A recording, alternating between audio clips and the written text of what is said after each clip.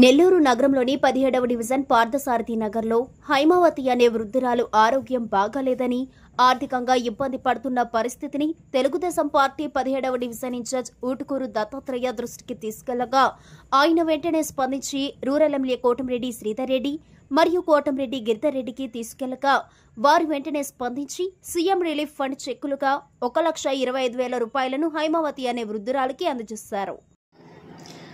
మా మదర్కి heart problem అయ్యి ఆపరేషన్ చేపిస్తే మనీ కోసమని సీఎం రిలీఫ్ ఫండ్కి అప్లై చేసుకున్నాము.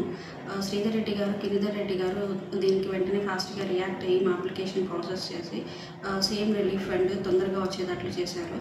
ఈ విషయంలో శ్రీధర్ రెడ్డి గారికి, గిరిధర్ రెడ్డి గారికి చాలా థ్యాంక్స్ చెప్తున్నాను. చాలా థ్యాంక్స్ ఈ విషయంలో హెల్ప్ చేసినందుకు. చాలా సపోర్ట్ ఇచ్చారు. మీరు అందరికీ ఇలానే సపోర్ట్ ఇస్తారని అనుకుంటున్నాను. చాలా థ్యాంక్స్ సార్.